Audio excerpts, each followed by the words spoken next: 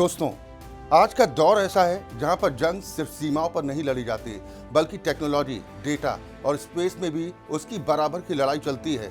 अब ताकत सिर्फ इस बात से तय नहीं होती कि किसके पास कितने टैंक या कितने फाइटर जेट हैं, बल्कि इस बात से तय होती है कि किसके पास कितनी सटीक जानकारी है, किसका निशाना कितना परफेक्ट है और कौन बिना गलती के दुश्मन तक पहुंच सकता है। यही वजह है कि आज कोई भी जंग सिर्फ बंदूक, टैंक या फाइटर जेट के दम पर नहीं जीती जा सकती।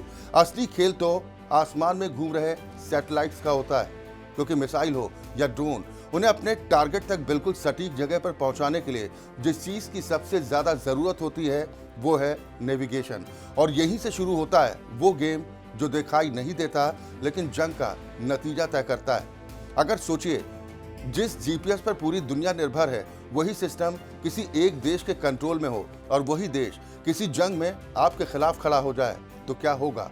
इसी खतरे को समझते हुए दुनिया के कई देशों ने अपने अपने नेविगेशन सिस्टम बनाए और इसी कड़ी में चीन ने बनाया अपना सिस्टम बेइदो।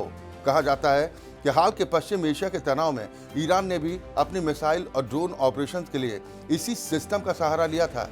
लेकिन इस टेक्नोलॉजी की असली कहानी शुरू होती है 1995-96 के उस दौर से, जब चीन और ताइवान के बीच टकराव अपने चरम पर था, जिसे दुनिया थर्ड ताइवान स्ट्रेट क्राइसिस के नाम से जानती है। चीन ने ताइवान के आसपास मिसाइल टेस्ट किए, माहौल इतना गर्म हो गया कि अमेरिका को सीधे दखल देना पड़ा और उसने अपने एयरक्राफ्ट कैरियर और वॉरशिप्स ताइवान स्ट्रेट में तैनात कर दिए। हालात ऐसे बन गए थे कि कभी भी सीधा युद्ध छिड़ सकता था।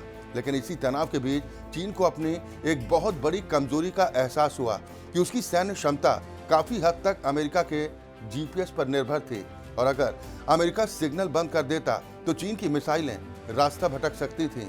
और यहीं से चीन ने तय कर लिया कि अब दूसरों के भरोसे नहीं रहना, और शुरू हुआ अपने नेविगेशन सिस्टम का निर्माण। साल 2000 में पहला सैटेलाइट लॉन्च हुआ और लगभग 2 दशकों की मेहनत के बाद साल 2020 में बेइदो पूरी दुनिया के लिए तैयार हो गया। भारत ने भी ऐसा ही सबक सीखा। साल 1999 कारगिल युद्ध में पहाड़ों में छिपे दुश्मन की सटीक लोकेशन जानना बेहद मुश्किल था। भारत ने अमेरिका से जीपीएस डेटा मांगा, लेकिन साफ इनकार कर दिया गया।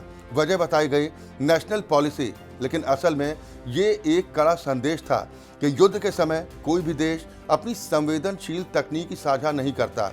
उस समय भारत ने बिना इस मदद के युद्ध जीता जरूर, लेकिन 527 जवानों की शहादत ने यह सोचने पर मजबूर कर दिया कि तकनीक की आत्मनिर्भरता अब विकल्प नहीं बल्कि जरूरत है। और यहीं से जन्म हुआ भारत के अपने नेविगेशन सिस्टम का नाविक, यानी नेविगेशन विद इंडियन कॉन्स्टेलेशन। ये एक ऐसा सिस्टम जो भारत और उसके आसपास के क्षेत्र को सटीक लोकेशन दे सके बिना किसी बाहरी दबाव के। अब जरा समझते हैं कि ये सिस्टम काम कैसे करता है। दरअसल अंतरिक्ष में घूम रहे सैटेलाइट लगातार पृथ्वी पर सिग्नल भेजते रहते हैं, जिनमें उनकी पोजीशन और सटीक समय की जानकारी होती है। जमीन पर मौजूद रिसीवर इन सिग्नल्स को पकड़कर ये गणना करता है कि सिग्नल को पहुंचने में कितना समय लगा, और इसी आधार पर वो अपनी लोकेशन तय करता है। जितने ज्यादा सैटेलाइट से सिग्नल मिलेंगे, उतनी ज्यादा सटीक लोकेशन मिलेगी। और इसी सिद्धांत पर अमेरिका ने 1973 में जीपीएस प्रोग्राम शुरू किया और 1993 तक इसे पूरी दुनिया के लिए ऑपरेशनल बना दिया।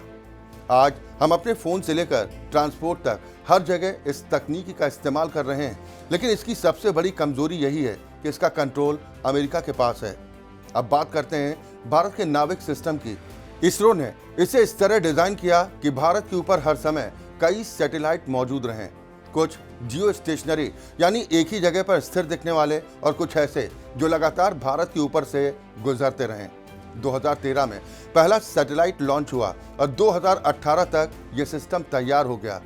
नाविक सिर्फ भारत ही नहीं, बल्कि लगभग 1500 किलोमीटर के आसपास के क्षेत्र को भी कवर कर सकता है, और इसका इस्तेमाल मछुआरों को चेतावनी देने, ट्रेनों की ट्रैकिंग, पावर ग्रिड सिंक्रोनाइजेशन और आपदा प्रबंधन जैसे कई क्षेत्रों में किया जाना था। लेकिन अब कहानी में ट्विस्ट आता है। जिस सिस्टम को भारत की तकनीकी आत्मनिर्भरता की रीढ़ माना जा रहा था, वही आज समस्याओं से जूझ रहा है। इस सिस्टम को सही से चलाने के लिए कम से कम 7 सैटेलाइट्स की जरूरत होती है, लेकिन हालात ये हैं कि पूरी तरह सक्षम सैटेलाइट्स की संख्या काफी कम रह गई। सबसे बड़ी समस्या है एटॉमिक क्लॉक की। जो सटीक समय मापती है और नेविगेशन सिस्टम की जान होती है। अगर टाइमिंग में जरा सा भी फर्क आ जाए तो लोकेशन में भारी गलती हो सकती है और नावी के कई सैटेलाइट्स में यही क्लॉक फेल हो चुकी है।